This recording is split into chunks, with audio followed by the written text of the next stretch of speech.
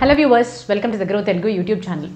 అయితే రిటైర్మెంట్ అయిన తర్వాత మీరు ఏదైతే కార్పస్ని దాచుకున్నారో ఇంతవరకు రిటైర్మెంట్ ప్లానింగ్ అని మీ యొక్క పెట్టుబడిని ఏదో ఒక మంచి ఇన్వెస్ట్మెంట్లో పెట్టి కార్పస్ అనేది తయారవుతుంది. రిటైర్మెంట్ అయిన తర్వాత ఈ కార్పస్ అనేది సరిపోతుందా అనే క్వశ్చన్ మనం అందరం కూడా ఇప్పటి నుంచే వేసుకోవాలి. ఎందుకంటే ఇటీవలే నేను చూసిన కొన్ని సంఘటనల యొక్క ఆధారంగా కానీ చూస్తే ఎవరైతే రిటైర్ అయిపోతారో దాని తర్వాత అరే కార్పస్ ఫండ్ వీటినన్నిటిని ఇన్ఫ్లేషన్ని దాటుకుని ఖర్చుల్ని దాటుకుని నా చేతికి మొత్తం వచ్చేసరికి చాలా తక్కువగా ఉంటుంది, అయితే నేను మళ్ళీ ఒక పార్ట్ టైం జాబ్ వెతుక్కోవాలా అని అంటూ ఇటీవలే ఒక ఆయన మళ్ళీ రిటైర్ అయిన తర్వాత ఒక పార్ట్ టైం జాబ్ని వెతుక్కుని ఉద్యోగానికి వెళ్ళినట్టుగా తెలుస్తుంది. అయితే ఈ పర్టికులర్ టైంలో ఇప్పుడిప్పుడే కెరియర్ స్టార్ట్ చేస్తున్న వాళ్ళు కానివ్వచ్చు, కెరియర్ స్టార్ట్ అయ్యి ఒక 10 సంవత్సరాలు అయిన వాళ్ళు కానివ్వచ్చు, వీళ్ళందరూ కూడా ఒక రిటైర్మెంట్ ప్లాన్ని అసలు ఎలా ఏర్పరచుకోవాలి అంటే అందరికీ మైండ్లో తట్టేది ఏంటంటే చాలా ఎక్కువ మోతాదులో మనకి శాలరీస్ అనేవి రావాలా, అంటే లక్షల్లో శాలరీస్ వస్తేనే మనం ఒక మంచి కార్పస్ని ఏర్పరచుకోగలమా అని అనుకుంటూ ఉంటారు. కానీ దీనికి ఒక చిన్న చిట్కా కానీ ఒక చిన్న రహస్యం ఏంటి అని అంటే వచ్చేది 50,000 అయినప్పటికీ కూడా 20 సంవత్సరాల పాటు ఒక క్రమశిక్షణతోటి మీరు చేస్తున్న పెట్టుబడిని చాలా తెలివైన ఇన్వెస్ట్మెంట్స్లో కానీ మీరు పొదుపు చేసుకున్నట్టయితే తప్పకుండా మీరు అనుకుంటున్న కార్పస్ని చాలా సులువుగా మీరు చేరుకోవచ్చు. సో దీనికి ఏదో పెద్ద మ్యాజిక్ అనేది అవసరమైతే లేదు. అయితే ఈ వీడియోలోనే అసలు ఒక రిటైర్మెంట్ ప్లాన్కి ఇంతవరకు మనం చూసిన కాన్సెప్ట్స్తో పాటుగా ఇన్ఫ్లేషన్ ఇటువంటి ప్రాక్టికల్ ఇష్యూస్ని కూడా సంబంధించి ఒక మంచి రిటైర్మెంట్ ప్లాన్ని ఎలా గీసుకోవాలని ఈ వీడియోలో చెప్పడానికి మేము ముందుకు వచ్చేసాను. సో ఇంకెందుకు ఆలస్యం వెళ్ళిపోదాం ఆ వీడియోలోకి. కానీ వెళ్ళడానికన్నా ముందు తెలుసు కదండి, మీరు కానీ ఇంకా మా గ్రో తెలుగు యూట్యూబ్ ఛానల్కి సబ్స్క్రైబ్ చేసుకున్నట్టయితే వెంటనే బెల్ ఐకాన్ని క్లిక్ చేయండి. ఎందుకంటే ఎంతో ఇంపార్టెంట్ ఇన్ఫర్మేటివ్ కంటెంట్ని ఎప్పటికప్పుడు మేము ముందు తీసుకొచ్చే ప్రయత్నాన్ని చేస్తూనే ఉంటాము. కాబట్టి నేను సిఏ హిరణ్య అండ్ ఈరోజు మనం చూడబోయేది ఒక మంచి రిటైర్మెంట్ కార్పస్ని తయారు చేసుకోవడానికి గల చాలా సులువైన ఒక ప్లాన్.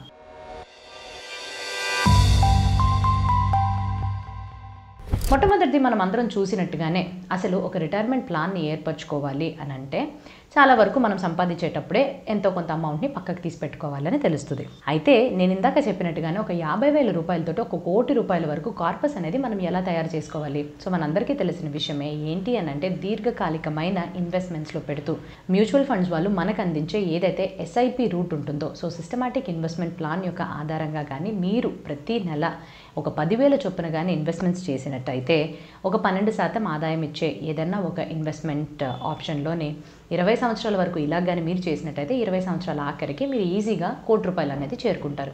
కాకపోతే ఇక్కడ ముఖ్యమైన విషయం మనం అందరం కూడా మిస్ అయ్యేది ఏంటి అని అంటే ఇన్ఫ్లేషన్ అంటే ద్రవ్యోల్బణం. సింపుల్గా చెప్పాలి అని అంటే ఒక 10 రూపాయలతో ఈ రోజున మీరు ఎన్ని వస్తువులు అయితే కొనుక్కోగలుగుతారో ఇంకో 10 సంవత్సరాల్లో లేకపోతే సంవత్సరం దాటిన తర్వాత అదే వస్తువు మీకు 10 రూపాయలకి లభించదు. అంటే మనీ యొక్క విలువ అనేది తగ్గిపోతూ వస్తుంది. అలానే పర్చేసింగ్ పవర్ ఏదైతే డబ్బులు కొనగలుగుతాయో ఆ పవర్ కూడా మనకి తగ్గిపోతూ వస్తుంది. లేకపోతే ఐటమ్స్ యొక్క వాల్యూ పెరిగిపోతుంది అని అనుకోవచ్చు. సో ఈ ఇన్ఫ్లేషన్ అనేది ఒక ఎవర్ ఇంక్రీజింగ్ కాన్సెప్ట్ అనమాట. ఏజ్ ఎలా పెరుగుద్దో ఇన్ఫ్లేషన్ పెరుగుతూనే ఉంటుంది. సో ఈ ఇన్ఫ్లేషన్ని కూడా దాటుకుంటూ మీరు పెట్టే ఇన్వెస్ట్మెంట్ అనేది మంచి ఆదాయాన్ని ఇచ్చి ఇన్ఫ్లేషన్ని దాటుకుంటూ మనకు ఒక మంచి భద్రతని కలిగించే విధంగా మీ యొక్క రిటర్న్స్ అనేది ఉండాలన్నమాట. సో సరాసరిగా జనరల్గా కానీ మన దేశంలోని ఇన్ఫ్లేషన్ రేట్ కానీ తీసుకున్నట్టయితే జనరల్గా 7% వరకు మనం చూస్తున్నాం. అదే మెడికల్ ఇన్ఫ్లేషన్లో కానీ చూసినట్టయితే అది 14% ఉంటుంది. సో వీటన్నిటిని కానీ అడ్జస్ట్ చేసుకుని అరే నేను ఒక కార్పస్ 1 కోటి రూపాయలని ఈ రోజు అనుకుంటున్నాను కదా, 20 సంవత్సరాల తర్వాత ఈ 1 కోటి రూపాయల విలువ ఇన్ఫ్లేషన్ అంతా దాటుకుని అసలు ఎంత రిటర్న్ ఆర్ ఎంత వాల్యూ అనేది ఉండాలి అని అనుకుంటే ఈ క్యాల్కులేటర్స్ మీరు దాన్ని వాడినట్టయితే మీరు చూస్తే 3.86 crores వరకు, అంటే ఈ రోజున 1 కోటి రూపాయల యొక్క విలువ 1 కోటి రూపాయలు అయితే 20 సంవత్సరాల తర్వాత ఇదే 1 కోటి రూపాయల యొక్క విలువ 3.86 crores పెరిగిపోతుంది. ఎందుకంత పెరిగిపోతుంది అని అంటే ఇన్ఫ్లేషన్ని దాటుకుని ఒక మంచి రిటర్న్స్ని ఇవ్వాలి అని అంటే ఇంతవరకు మనము కార్పస్ని ఏర్పరచుకోవాల్సి వస్తుంది. సరే 1 కోటి రూపాయల నుంచి స్టార్ట్ చేసి 3.8 crores వరకు వెళ్ళిపోయాము.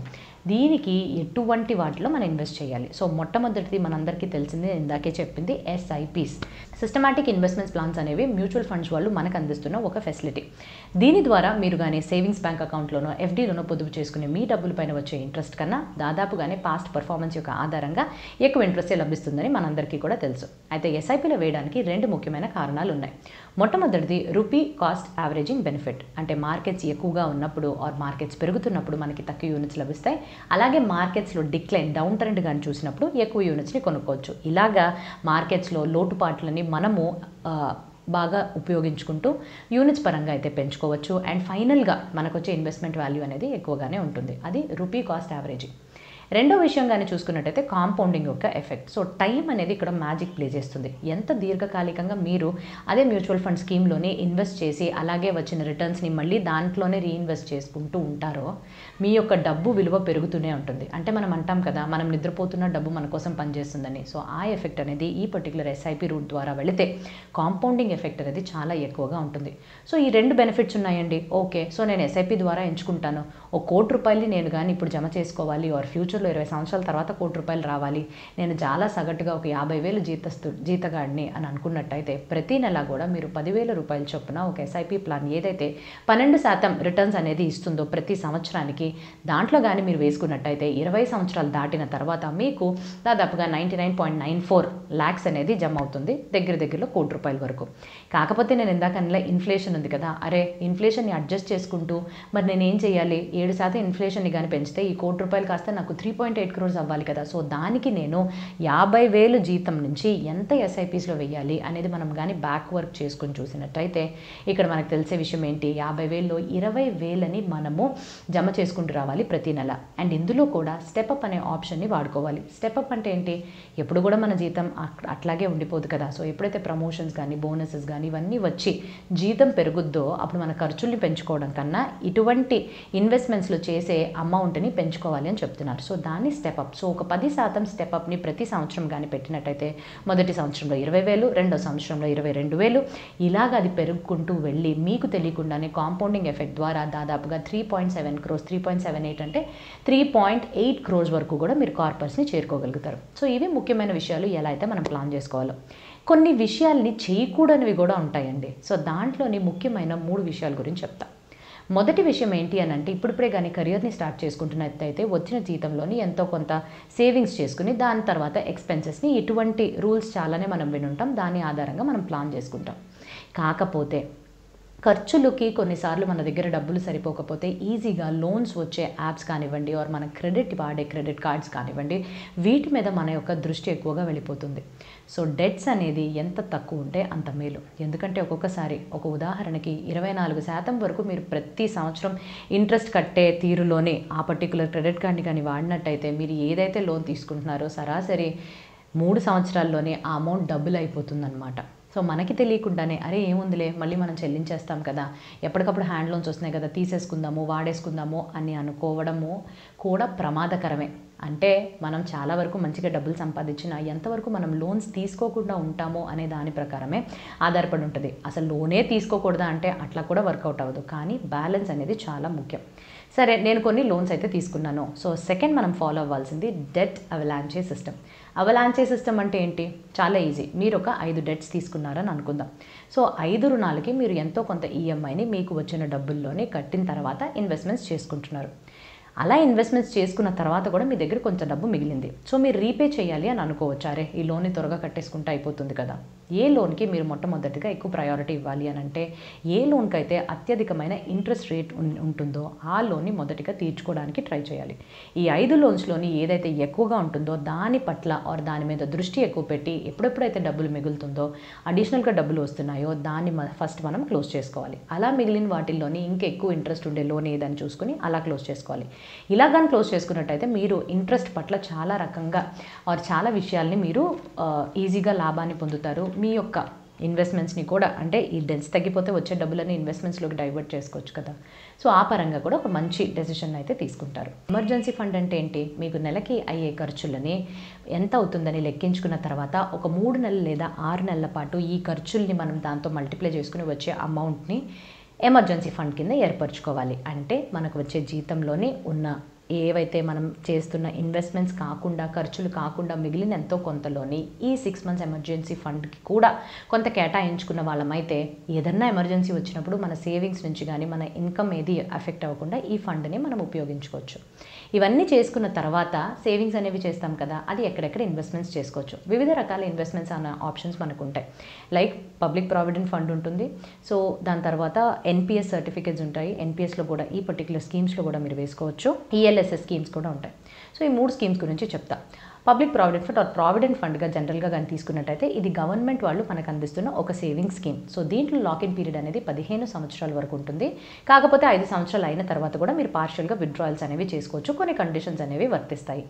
అయితే ఈ పర్టికులర్ ప్రావిడెంట్ ఫండ్లో కానీ మీరు వేసిన డబ్బులు ఏటీసీ అంటే మీరు ఓల్డ్ రెజ్యూమ్ని ఎంచుకున్నట్టయితే టాక్సేషన్ పరంగా ఏటీసీలో 1.5 lakhs వరకు మీకు ఎగ్జామ్షన్స్ అనేది లభిస్తుందన్నమాట. సో ఫిక్స్డ్ ఇంట్రెస్ట్ అనేది వస్తుంది. లాంగ్ టర్మ్గా ఉంచుకున్నట్టయితే ఒక మంచి బెనిఫిట్ అనేది మీకు అందిస్తుంది. ఇది మొట్టమొదటిది. నెక్స్ట్ వచ్చి NPS. So national pension scheme కానీ మీరు ఇన్వెస్ట్మెంట్స్ చేస్తున్నట్టయితే మీకు ట్యాక్స్ పరంగా చూస్తే 2 లక్షల వరకు బెనిఫిట్ యాన్యువల్లీ లభిస్తుంది. ఇందులోనే విభజించి ఒకటి చూసినట్టయితే మీకు ఏటీసీలో 1.5 lakhs వరకు అండ్ మిగిలిన 50,000 అనేది ఏటీసీసీడీ 1Bలో వరకు మీకు లభిస్తుంది. సో 2 lakhs వరకు ఇందు నుంచి మనకి ట్యాక్స్ ఎగ్జంప్షన్ అనేది లభిస్తుంది. మీరు మీ ట్యాక్స్ని ప్లాన్ చేసుకునేటట్టయితే ఎన్పిఎస్లో కూడా మీరు ఇన్వెస్ట్మెంట్స్ చేసుకోవచ్చు. అండ్ మూడవది ఏంటంటే ELSS scheme. So equity linked saving schemes, ఇవి కూడా ఏటీసీ ప్రకారంగా మీకు ఎగ్జంప్షన్స్ అనేవి లభిస్తాయి. సో ఓల్డ్ రెజ్యూమ్ని కానీ ఫాలో అవుతూ మీరు ఇన్వెస్ట్మెంట్స్ ఈ మూడిట్లో కానీ చేసినట్టయితే ఎగ్జంప్షన్స్ ఇలా లభిస్తుంది.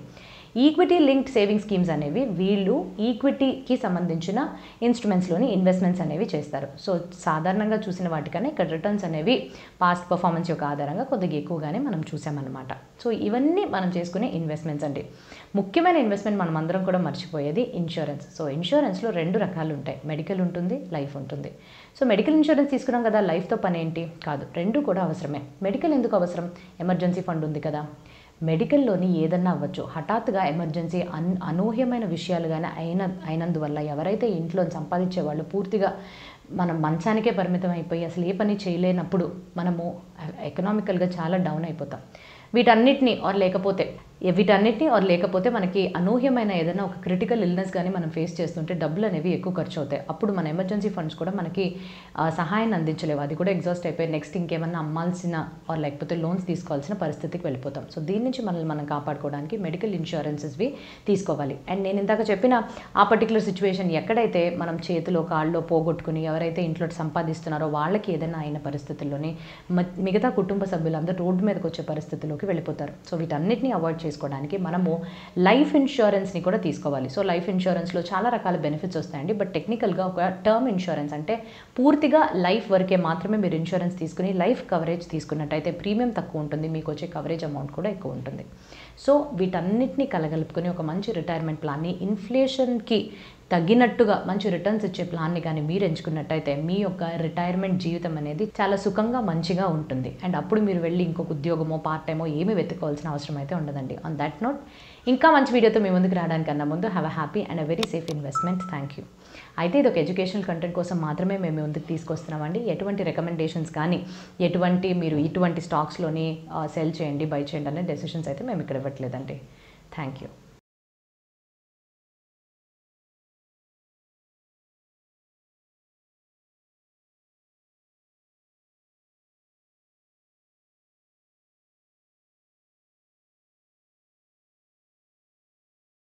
Investment in securities market are subject to market risks. Read all the related documents carefully before investing. Please read the risk disclosure documents carefully before investing in equity shares, derivatives, mutual fund, and or other instruments traded on the stock exchanges.